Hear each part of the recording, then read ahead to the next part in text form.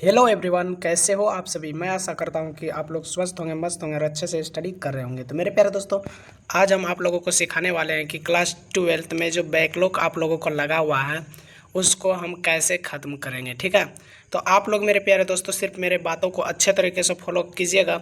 आप लोग को 7 असरदार टिप्स बताने वाले हैं। ठीक है, 7 असरदार टिप्स बताएंगे जो कि आप लोगों को बोर्ड एग्ज़ाम में 95% नंबर लाने से कोई नहीं रोक सकता। कितना? 95% मार्क्स आराम से ला सकता है। ठीक है मेरे प्यारे दोस्तों, सिर्फ आप लोग मेरे साथ में सिर्फ 2 मंथ्स, सिर्फ 2 महीना अच्छे तरीके से मेरे बातों को फॉलो करना, और जनवरी से फरवरी आते आते आप लोग के एग्ज़ाम जब होंगे तब पता चलेंगे कि 95% मार्क्स सच में आएंगे सर जी। ठीक है, तो बिना लेट के अब मैंने वीडियो को शुरू करते हैं कि बैकलॉग कैसे ख़त्म करेंगे। ठीक है, देखो सबसे पहले आप लोगों को बात क्या मानना है।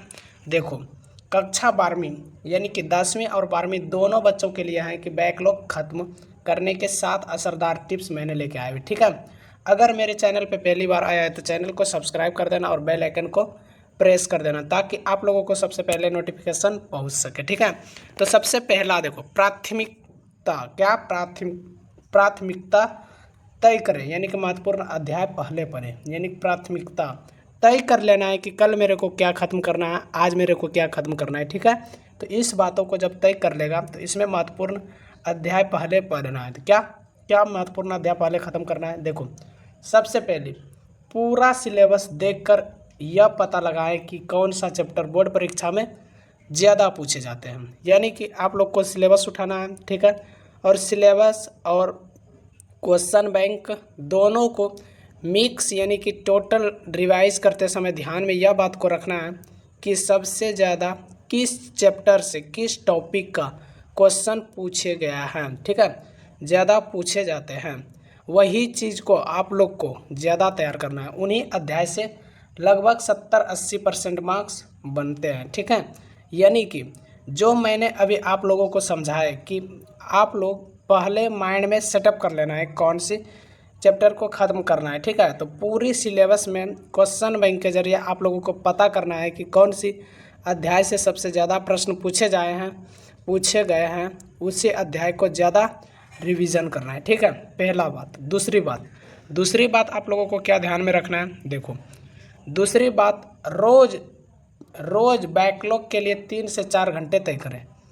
यानी कि एक टाइम निश्चित कर लो कि पूरी टाइम हमको रिवीजन करने में देना है और अपनी स्मार्ट स्टडी करते समय देना है। ठीक है, लेकिन 3 से 4 घंटे आप लोग यानी कि ध्यान में रखना है कि 3 से 4 घंटे जो होंगे यह बैकलॉग हम देखने में देंगे। ठीक है, मान लो कि प्रत्यावर्ती धारा का यानी कि छूट रहा है तो प्रत्यावर्ती धारा पे ज़्यादा फोकस करना है। कब? यह 3 से 4 घंटे में बैकलॉग जिसमें लगा हुआ है। ठीक है, या फिर विद्युत आवेश तथा क्षेत्र, सबसे पहला फिजिक्स की इम्पोर्टेंट चैप्टर।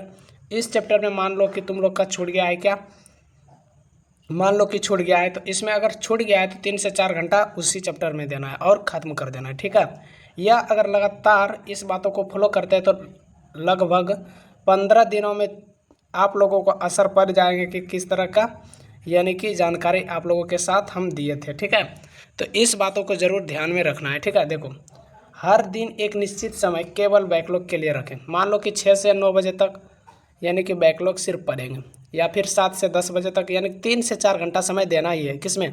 बैकलॉग में।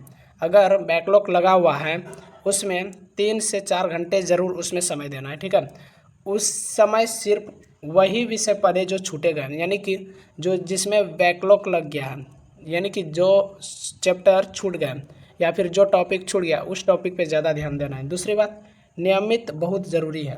रोज़ थोड़ा थोड़ा करेंगे 2-3 हफ्ते में पूरा सिलेबस ख़त्म हो जाएगा। यानी कि 2-3 हफ्ते 7 3 जा 21, यानी कि अंतिम 20 डेज में तुम लोगों को इतना पता चल जाएगा कि किस प्रकार की यानी कि बैकलॉग को हम ख़त्म किए।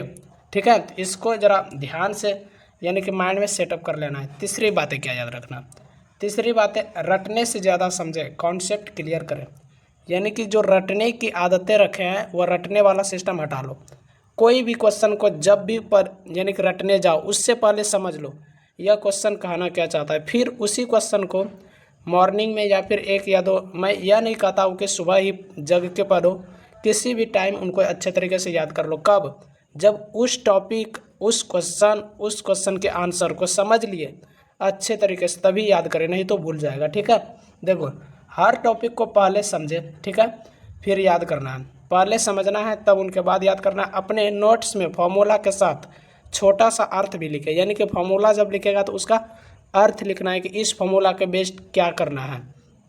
अगर कोई टॉपिक समझ में ना आए तो तुरंत यूट्यूब चैनल खोलना है और रामप्रीत स्टडी सेंटर 1 2 3 के चैनल पर जाकर उस क्वेश्चन को, यानी कि उस क्वेश्चन को सर्च करना है और लिख देना है बाय रामप्रीत सर के जरिए मेरे को पढ़ाई करना है, तो तुरंत मेरा यूट्यूब चैनल पे आ जाएगा यह लिंक। ठीक है, उसी क्वेश्चन का, तो तुरंत वीडियो देख के समझ लीजिएगा। ठीक है, तो आई होप कि मैं ऐसा करता हूँ कि जितनी बातें आप लोगों को समझा रहे हैं समझ में आ रहा होगा। ठीक है, अब आते हैं 4 नंबर पे। चौथी क्या है, देखो चौथा बात है शॉर्ट नोट्स और फॉर्मूला शीट बनाएं। यानी कि शॉर्ट नोट, क्या शॉर्ट नोट? जो इम्पोर्टेंट टॉपिक है, पूछे जाने वाले हैं, उसे एक अलग शॉर्ट नोट में बनाओ और फॉर्मूला शीट अलग बनाओ, या फिर जीरोक्स निकाल के दीवार में चिपका लो स्टडी टेबल के सामने। ठीक है, देखो हर चैप्टर 1 से 2 पेज सारांश नोट्स तैयार करें। यानी कि डेली प्रतिदिन तुम लोगों को क्या करना है, इम्पोर्टेंट क्वेश्चन 1 से 2 पेज डेली यानी कि रिवाइज करना है। इसमें फॉर्मूले, अभिक्रिया और मुख्य बिंदुएं लिखे, यानी फॉर्मूला लिखना है। फॉर्मूला के बाद कुछ इम्पोर्टेंट टॉपिक होगा, उस टॉपिक को लिखना है। और बोर्ड परीक्षा से पहले ये नोट्स को तेज़ रिवीजन करने की आदतें बना लेना।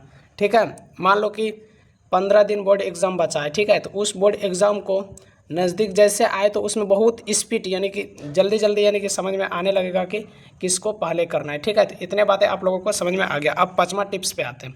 5 नंबर टिप्स क्या है, देखो 5 नंबर टिप्स है मेरे प्यारे दोस्तों, पिछले वर्षों के PYQ यानी previous year question, short type question, long type question and objective type question, तीनों प्रकार के क्वेश्चन अच्छे तरीके से करना है। देखो बोर्ड परीक्षा में अक्सर एक जैसे ही प्रश्न दोहराए जाते हैं, यानी कि बोर्ड परीक्षा जो तुम लोग देना चाहते हो ना, उसमें बिल्कुल जो चीज़ पढ़ना चाहते हो ना, यानी कि जो पहले पूछे गए क्वेश्चन वही क्वेश्चन पूछे जाते हैं, यानी कि दोहराए जाते हैं। पिछले 5 साल के प्रश्न पत्र को हल करें, पूछे गए प्रश्न यानी कि क्वेश्चन बैंक उठाओ, 5 से 6 साल वाले प्रश्न, पूछे गए प्रश्न को अच्छे तरीके से कॉपी में हल करो। ठीक है, इससे आपको परीक्षा पैटर्न, महत्वपूर्ण टॉपिक अंदाज़ा मिल जाएगा कि किस प्रकार के क्वेश्चन पूछे जाते हैं। ठीक है, देखो 6 नंबर। अब 6ठा नंबर क्या है, वीकली टारगेट, यानी कि साप्ताहिक लक्ष्य तय कर लो। क्या करना है, हर हफ्ते एक छोटा लक्ष्य तय करें। इससे फिर क्या होने वाले हैं, इस हफ्ते फिजिक्स का ऑप्टिक्स या फिर केमिस्ट्री की block D and F block को पूरा करना है। ठीक है, या फिर मान लो कि हर एक वीक में, मान लो कि वीकली आने वाला वीकली टेस्ट, उस वीकली टेस्ट के पहले मान लो कि फिजिक्स में तुम लोगों को विद्युत आवेश तथा क्षेत्र को क्लियर करना है। उस टॉपिक को अच्छे तरीके से कवर करना है। ठीक, कवर करने के बाद उस टॉपिक में तुम लोगों को देखना है कि कौन सी क्वेश्चन इंपॉर्टेंट है, बार बार पूछे जाते हैं। उस क्वेश्चन को अच्छे तरीके से समझ लेना, समझने के बाद उसको याद कर लेना। उससे क्या होगा, माइंड सेटअप खुल जाएगा कि किस प्रकार के क्वेश्चन पूछे जाते हैं और मेरे को कवर हुआ या नहीं हुआ। ठीक है, और हर एक हफ्ते फिजिक्स, केमिस्ट्री और मैथ्स तीनों चीज़ को कवर करना है। ठीक है, जिसकी बायोलॉजी है बायोलॉजी करना, और यानी कि 5 सब्जेक्ट होते हैं, 6 सब्जेक्ट कोई ले लेते हैं, तो अपने अपने टॉपिक के हिसाब से तय कर लेना है। ठीक है, और हर हफ्ते के अंत में खुद से एक छोटा सा टेस्ट लेना है। ठीक है, माइंड सेटअप से टेस्ट लेना है MCQ या फिर शॉर्ट क्वेश्चन की। ठीक है, शॉर्ट क्वेश्चन या फिर MCQ की। कहीं से हार्ड एक पेपर उठाना, उस पेपर को देखना और तुरंत जवाब देने की कोशिश करना। ठीक है, ऐसी नहीं कि हम कैसे आंसर देख के देखेंगे। ठीक है, ऐसा करने के लिए भूल जाओ। ठीक है, अब 7 नंबर अंतिम टॉपिक पे आते हैं, जो कि वह टॉपिक रहने वाले हैं मनोबल ऊंचा रखना। ठीक है, यह इंपॉर्टेंट टॉपिक है मेरे प्यारे दोस्तों तुम लोगों के लिए बोर्ड एग्जाम की वजह से। ठीक है, बच्चों को क्या होता है, जैसे एग्ज़ाम नज़दीक आ जाते हैं, जैसे एग्ज़ाम नज़दीक आ जाते हैं तो बच्चे डरने लगते हैं। तो डरने की कोई बात नहीं है। जो बच्चे रामप्रीत स्टडी सेंटर 1 2 3 के साथ में जुड़े हैं, उस बच्चों को डरना बिल्कुल नहीं है। ठीक है, तो आप लोग बिल्कुल ईजी तरीके से माइंड सेटअप को निकाल लेना है, डरने की बात नहीं रखना। हमेशा माइंड क्या करना है, पॉजिटिव रखना है, माइंड पॉजिटिव रखना है। ठीक है, तो देखो, बैकलॉग लगना बहुत सामान्य बात है, इजी बात है, अच्छे तरीके से अच्छे अच्छे इंसानों की बैकलॉग लग जाता है, ठीक है। तो बैकलॉग से डरना नहीं है और एग्ज़ाम नज़दीक आने की वजह से डरना नहीं है, ठीक है। एग्ज़ाम नज़दीक आया है, कोई बात नहीं, अच्छे तरीके से मेहनत करो, सोचेगा जितना उतना ही यानी कि पीछे चले जाओगे। सोचना कम करना है और तैयारी करना ज़्यादा करना है, ठीक है। लगभग हर छात्र के साथ ऐसा ही होता है, ठीक है। ऐसा मत समझना कि सिर्फ तुम पर ही होता है, हर एक स्टूडेंट के साथ में ऐसा होता है, ठीक है मेरे प्यारे दोस्तों। तो देखो, खुद पर भरोसा रखें और अब से निरंतर बनाए रखें कि क्लास 12th में 95% मार्क्स लाएंगे। किसके साथ में जुड़ के? Rampreet study centre 123 channel YouTube का, ठीक है। इस पे आओ और दिवाली का बिल्कुल सुनहरा ऑफर पाओ, ठीक है।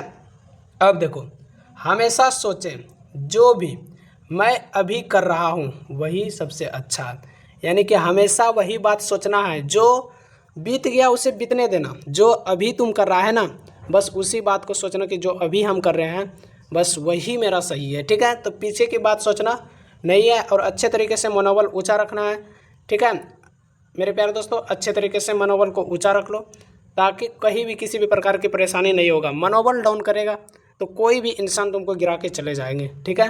तो मनोबल हमेशा ऊंचा रखनी चाहिए, ठीक है। तो चलिए मिलते हैं नेक्स्ट वीडियो में, आज के लिए इतना ही, जय हिंद।